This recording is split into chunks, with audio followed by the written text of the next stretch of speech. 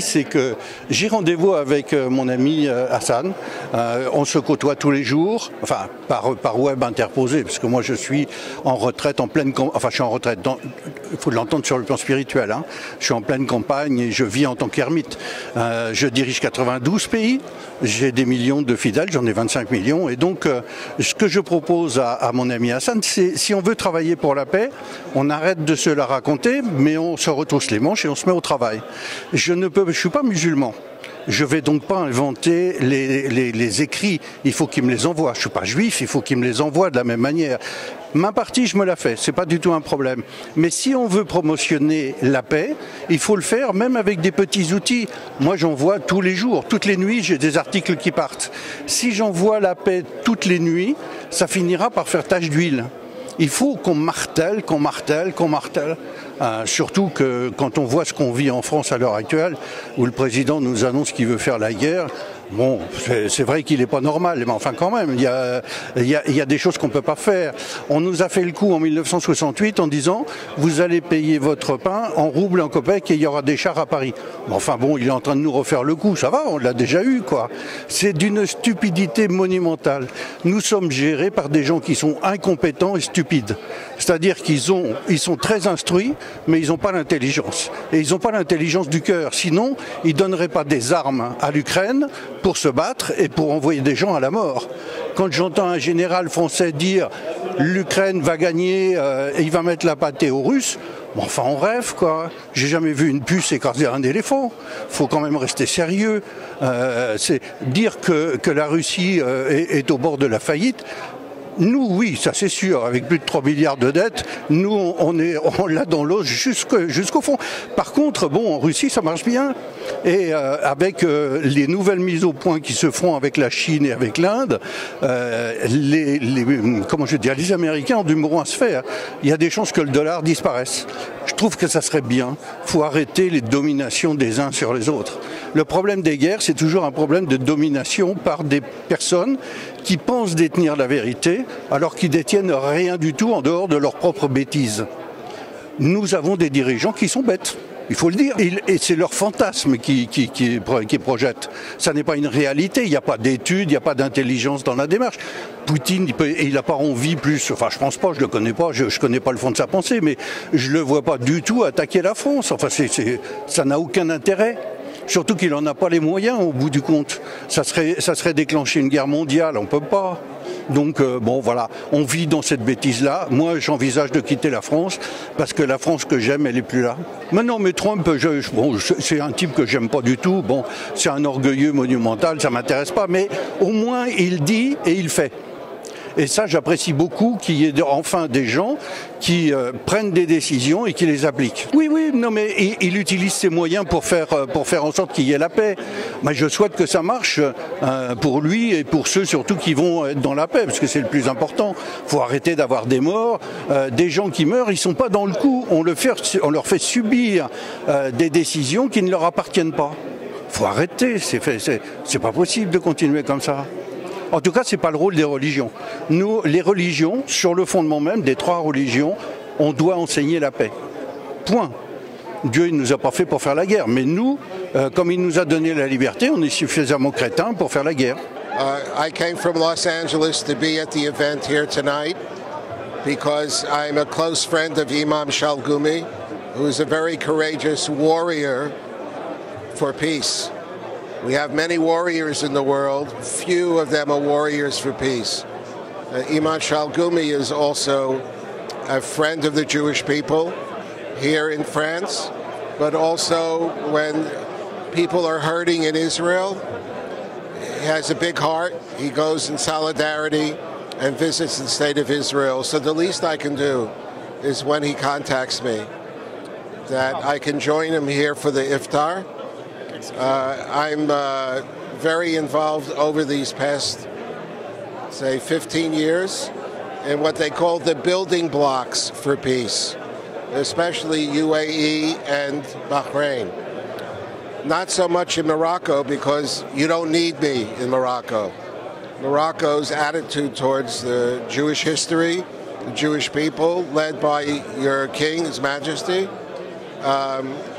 is a trailblazer for tolerance. And I'm very pleased that the official peace is now here between Israel and Morocco. And it's extremely important for the rest of the Arab and Muslim world to see that. What is my goal? Because I'm not a diplomat. I don't talk for any country. I'm looking for normals. I'm looking for people not to convert. I believe in multi-faith. I'm not so interested in the interfaith stuff. I'm looking for people of faith who believe in God, have their own path of prayer, but people who also care to raise the quality of life in their own countries and working with others to give religion a good name. Right now it's not so good. And people who speak in God's name, who are parts of important faith communities, we have a moral obligation not to be in the back waiting till it's safe, but to be in the front to remind all of us why peace is so important. And I'll share a story, a parable from the Talmud. And I know for Muslims it's difficult because your monotheism is maybe even more pure than ours, but it's only an allegory. In this story, in the Talmud, God, as it were, is looking for a vessel. Where can all of the beautiful things he's prepared for mankind, all of the blessings, all of the rich, where can he store it? And the answer is, the only vessel that can hold all of the blessings is peace. No peace, none of the blessings are worth anything. I would say to His Majesty, first and foremost, because I work for the Simon Wiesenthal Center, the famous Nazi hunter.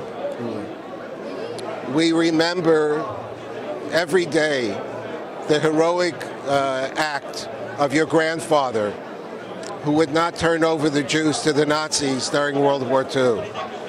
We Jews are known to have a very long memory for all the terrible things that happened, but there's a secret. We have a longer memory for great people who are there to help us in a time of terrible difficulty. So first of all, to recognize the greatness of the grandfather, and secondly, to recognize the amazing commitment by His Majesty to invest in peace, to be a symbol, not just of speech, but to be an active symbol of reconciliation between our people, and all of the good that will yet come as we build on the first step of the Abraham Accord. We hope, pray, and expect that His Majesty will be very, very involved. Even though there are many challenges inside Morocco, there are also great opportunities globally that will be a great dividend in blessings for everyone in Morocco. The more peace, the more jobs, the more friendships, the more collaborations. And but it's up to us to be the junior partners with God. There he says, oh, God should do this, God. Yes, but He put you and I on this earth, so we have to do our share. If we do, don't worry, God will do His share. توني مقيم بفرنسا وصديق الشيخ حسن الشلغومي. الافطار هذا هو افطار للتسامح بين الديانات. هو في اصل التاسيس نتاع الافطار هذا للشيخ حسن هو باش يخلي الجاليات العربيه والا الجاليات المسيحيه من جميع الديانات وممثلين الديانات يلتقيوا في يوم كما اليوم هذايا باش نشقوا الفطر نحن نقولوا بالتونسي مع بعضنا، ويكون فيه هذا الافطار بين التسامح بين الديانات، ويكون فما اخوه ما بيناتنا، وهو فما الاخوه ما بيناتنا الكل. وان شاء الله هالمبادرات هذه الطيبه والنيره ديما تتعاود، والشيخ حسن الحقيقه ماهوش مقصر، كل عام ومن حسن الى احسن، وقاعدين نتقدموا بشويه بشويه نحو ان شاء الله يولي في فرنسا الكل وفي الدول العربيه زاده ما فيها باس والمسلمه نتاعنا، نوليو نستدعوا اخواننا المسيحيين والاقطاب واليهود اللي هما متعايشين معنا منذ آلاف السنين بالنسبه للمغرب العربي خاصه. فلذلك ان شاء الله ربي يديم العشره ويديم المعروف، وان شاء الله رمضان مبارك علينا وعليكم وعلى الامه الاسلاميه قاطبه. وشكرا، بارك الله فيك. Salam alaikum. On est là aujourd'hui pour présenter l'iftar de la paix pour le Cheikh Hassan Chalghoumi. Moi, je suis responsable et directeur du Conseil mondial des imams en Europe. On est là pour le message de la paix. Mais ouais, pour dire qu'on est là toujours, n'importe quelle religion, n'importe quel pays, on est là ensemble pour donner le message de la paix. On est en plein Ramadan et c'est un iftar annuel républicain. Et moi je suis là parce que je suis pour la paix, je suis compositeur. J'ai composé le concerto pour la paix, je suis pianiste aussi. Et donc je suis là pour soutenir la paix et pour aussi pouvoir rencontrer des gens du monde entier qui viennent pour partager l'iftar. Là, ce qui est exceptionnel, c'est que c'est le seul iftar là où il y a des gens de toutes les religions. Il y a des chrétiens, des juifs, il y a des musulmans. J'ai vu même des druzes de toutes les religions, donc c'est génial et c'est une exception. Pour moi, la paix, elle est universelle. Il n'y a pas une paix juste, il n'y a pas une guerre juste, il y a une paix juste. Il n'y a que la paix qui compte, peu importe où. Et il y a des gens, par exemple, au Liban, on dit si tu es pour la paix, donc tu es pour Israël. Pour moi, la paix, elle est nécessaire pour tout le monde. Je suis pour la paix sans être pour Israël, sans être pour la Palestine ou quiconque d'autre. Je crois que la seule solution au malheur et misère actuelle, c'est la paix. Et qui, plus que les Libanais, en ont besoin. Et c'est pour ça que pour moi, ma mission de paix, elle est doublement importante et exigeante, étant libanais, parce que c'est mal compris au Liban, et moi, je m'en fous. Je veux parler de la paix autant que je peux et partout là où je peux. Alors justement, la paix et voir un petit peu la dérive française, parce que la France, elle va plutôt pour l'escalade. J'aimerais que la France se calme un petit peu, parce que la nouvelle génération au pouvoir ici, en France, elle n'a pas vécu la guerre. Moi, j'ai vécu la guerre au Liban. Ils ne savent pas ce que c'est une guerre. Même en Ukraine, ils disent que c'est en Europe, mais c'est quand même un peu loin. Donc, ils ne savent pas qu'il y a tous les jours des gens qui meurent. Et ce n'est pas le moment d'envoyer des jeunes Français au front ukrainien. Et donc, la France, elle doit se calmer un petit peu, à mon avis. J'étais à cet iftar et je trouve que c'est une bonne chose de pouvoir rencontrer des gens qui parlent de paix. Et c'est le cas de l'imam Chalghoumi, c'est le cas de beaucoup de gens qui sont ici et je pense qu'en ce moment, en 2025, au début de l'année 2025, il faut pouvoir parler de paix. Encore une fois, on ne peut pas définir la paix dans l'absolu. On voit qu'aujourd'hui, la paix telle qu'on la connaissait, elle est ébranlée en Europe, en Afrique, on le voit au Congo, au Rwanda, au Maghreb également, en Asie. Donc voilà, la paix dans laquelle nous avons vécu pendant très longtemps, 70 ans, elle est mise en cause aujourd'hui et de manière très sérieuse. C'est encore la paix, mais elle est très fragile, de plus en plus fragile.